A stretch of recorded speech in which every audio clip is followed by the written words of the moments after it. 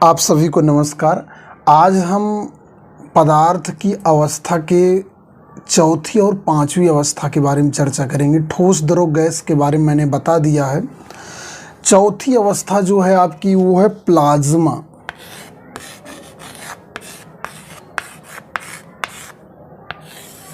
Plasma ये आपकी चौथी अवस्था का नाम है प्लाज्मा। सबसे पहले हम ये समझने की कोशिश करेंगे कि इसे देखेंगे कैसे। मगर लीजिए आप देख नहीं सकते तो इसे समझेंगे कैसे।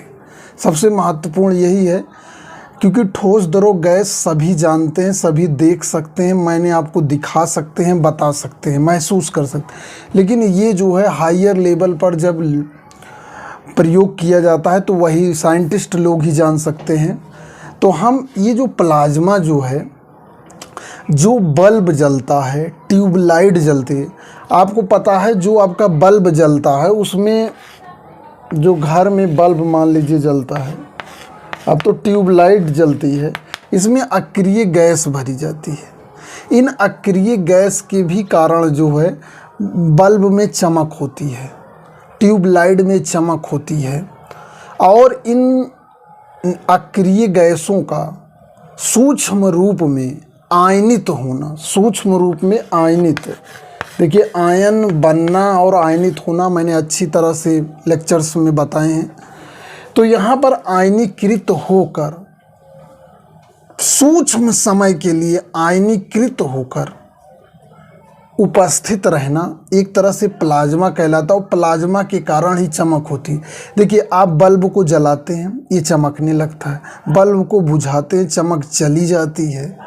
अक्रिय गैस आपका अक्रिय गैस में आपके आर्गन, नियान, ये दोनों जो है इसमें भरी होती हैं अलग अलग बल्बों में, अलग अलग मात्रा में, परसेंटेज में। तो इनको जब आप जो है जब लाइट दी जाती है तो उस अवस्था में ये जलने में सहायक करते हैं। अब आप कहेंगे बल्ब में टंगस्टन होता है, टंगस्टन जलता है, टंगस्टन जलता है, ठीक है। अक्रिय गैस भी होती है, वो कुछ सहायक होती है। अगर बल्ब को ऊपर से यहाँ से फोड़ दिया जाए तो टंगस्टन अकेला रिएक्शन नहीं, अकेले नहीं जल पाएगा। आपने कभी सोचा कि जब बल्ब ऐसे रहता है तो उसमें जो है अगर थोड़ा सा छेद कर दिया जाए तो वो नहीं जलेगा, क्योंकि ऑक्सीजन चली जाएगी और ऑक्सीजन टंगस्टन से क्रिया कर लेगी टेम्परेचर पाके, और टंगस्टन बहुत जल्दी गल जाएगा। आजकल जो है तो ट्यूबलाइट आने लगे हैं, CFI वो आने लगा, LED आने लगी है, इसका ज़माना कम हो गया है। लेकिन पढ़ाई लिखाई में आज भी जो है विद्युत बल्ब है, बल्ब में चमक जो है इस बीच में एक सूक्ष्म प्लाज्मा बनता है। चूँकि इसका टेम्परेचर भी बहुत ज़्यादा होता है तो इसलिए जो है यहाँ पर ये प्लाज्मा बनता है। एक उदाहरण। दूसरा, आपका जो सूर्य होता है, सूर्य में चमक जो है मान लीजिए हाइड्रोजन, ड्यूटेरियम, ट्राइटियम, ठीक, ये तीनों जो है हाइड्रोजन के परिवार हैं, इनके भाई साहब हैं। तो ये जो है हाइड्रोजन, ड्यूटेरियम, ट्राइटियम, ये एक दूसरे में परिवर्तित होते रहते हैं। हीलियम भी होता है, हीलियम में भी परिवर्तित हो रहता है, H+ में भी परिवर्तित होते रहते हैं। तो ये सब परिवर्तन आयनिक रूप में साल टाइम के लिए होता रहता है। इसी वजह से सूर्य में भी चमक होती है। माना जाता है जो सूर्य की स्थिति है बहुत अधिक टेम्परेचर होने के कारण वो आयनित अवस्था में है, प्लाज्मा अवस्था में। लेकिन ठोस द्रव गैस की जो कल्पना की गई है वो आपकी ठोस द्रव गैस जो है वो यौगिक के रूप में की गई है। अगर आप यौगिक के अणु होते हैं, यौगिक होते हैं, उसमें बंधन कंप्लीट होता है, इस वजह से ठोस द्रव गैस पाए जाते हैं। अगर ठोस द्रव गैस के अंदर सूर्य क्या है, सूर्य किसी कंपाउंड के रूप में नहीं है, वो आयनित रूप में है। वो एक न्यूक्लियस से दूसरे न्यूक्लियस में परिवर्तित होता रहता है। इस परिवर्तन में बहुत अधिक ऊर्जा और एनर्जी निकलती है, जिससे कारण ये हमें जो है ऊष्मा भी देता रहता है और प्रकाश भी दे। सूर्य से देखिए इस समय गर्मी भी है और आपको दिन में लाइट तो मिलती ही रहती है, प्रकाश मिलता रहता है। इसी प्रकाश से प्रकाश संश्लेषण भी होता है।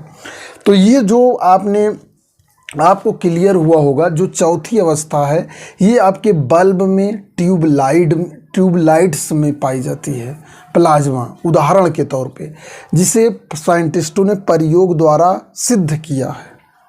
और जो सूर्य में भी प्लाज्मा पाई जाती है, यद्यपि सूर्य तक कोई जा नहीं सकता, लेकिन अनुमान है कि सूर्य भी प्लाज्मा के रूप में है। अब हम पदार्थ की पांचवी अवस्था के बारे में बताते हैं, जिसे बोस आइंस्टीन कंडेंसेट कहते हैं, शॉर्ट में से BEC कहते हैं। इसको भी जानना बहुत ज़रूरी है कि बोस आइंस्टीन कंडेंसेट ये पांचवी अवस्था है। इसको जो है सत्येंद्र नाथ बोस और अल्बर्ट आइंस्टीन ने 1950 में ही इसके बारे में बता दिया था, खोज कर दिया था, लेकिन इसे साइंटिस्ट मानने को तैयार नहीं थे। तो 2001 में जो है इसको प्रैक्टिकली जो है सिद्ध किया गया, जिसके लिए सिद्ध करने वाले वैज्ञानिक को नोबेल पुरस्कार भी मिला। तो ये जानिए ये कैसे होता है। BEC बोस आइंस्टीन कंडेंसेट, इसमें जो है सबसे पहले वायु लीजिए, वायु के घनत्व का 1,00,000वां भाग लीजिए, 1,00,000वां हिस्सा लीजिए और उसे बहुत ही कम टेम्परेचर पर ठंडा करिए, बहुत ही कम टेम्परेचर।